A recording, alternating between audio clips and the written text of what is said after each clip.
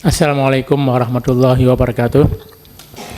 Yang saya hormati Ketua Komisi 5 beserta seluruh anggota yang berhadir, Bapak Wamen beserta seluruh jajaran. Hari ini kita dapat melanjutkan pembahasan yang tertunda di bulan Mei yang lalu terkait dengan permasalahan transportasi berbasis online. Nah, saya apresiasi Kementerian Perhubungan yang sudah membuat pertemuan-pertemuan dengan aplikator, mitra, dan pihak-pihak terkait. Pada kesempatan ini Pak Ketua, saya ingin menyinggung terkait dengan keselamatan transportasi. Kita beberapa hari yang lalu mendengar ada mitra yang meninggal dunia, dikabarkan karena kelaparan. Sungguh memprihatinkan, rakyat kita yang mencari kerja, yang bekerja siang malam melalui aplikasi aplikator bersama bermitra dengan aplikator, tapi dia sendiri bisa meninggal dalam kondisi yang kelaparan atau mungkin disebabkan kelelahan. Maka kita juga perlu memperhatikan keselamatan transportasi berbasis online ini, Pak Ketua. Ini penting karena rakyat kita juga pengguna. Mungkin di antara kita juga pengguna transportasi online. Bayangkan kalau driver, mitra, aplikator yang bertugas di lapangan membawa kendaraan roda 2 atau roda 4, dia dalam kondisi kelelahan berat dan ada rakyat yang menggunakan jasanya. Jika terjadi kecelakaan atau apapun di dalam perjalanan, ini sungguh sesuatu yang tidak kita harapkan. Maka tugas kita juga adalah menghindari dan membuat aturan-aturan yang bisa meminimalisir terjadinya kecelakaan diakibatkan karena driver atau mitra yang berbasis online ini kelelahan atau dia dalam keadaan kelaparan.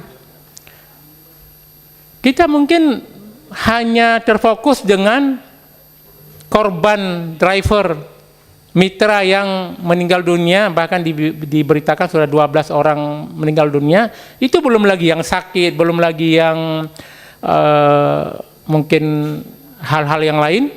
Tapi pengguna, rakyat kita sendiri, ini bisa jadi korban juga jika pada waktu dia menggunakan jasa transportasi berbasis online ini, mitra tersebut dalam keadaan tidak sehat. Nah, saya menginginkan Komite Nasional Keselamatan Transportasi, Pak ya, yang di Kementerian Perhubungan ini juga melakukan kajian. Jadi tolong dikaji terkait aspek keselamatan transportasi ini. Jadi bukan hanya yang kita bicarakan, kita memang sedang membahas tentang kesejahteraan, keadilan bagi mitra, bagi semua pihak yang termasuk mitra transportasi berbasis online ini. Keselamatan, kesejahteraan mereka kita pikirkan, keadilan dan hak mereka kita pikirkan. Tapi yang lebih penting lagi adalah keselamatan pengguna jasa transportasi berbasis online. Saya kira di beberapa negara itu membatasi jam kerja nih Pak Wamen.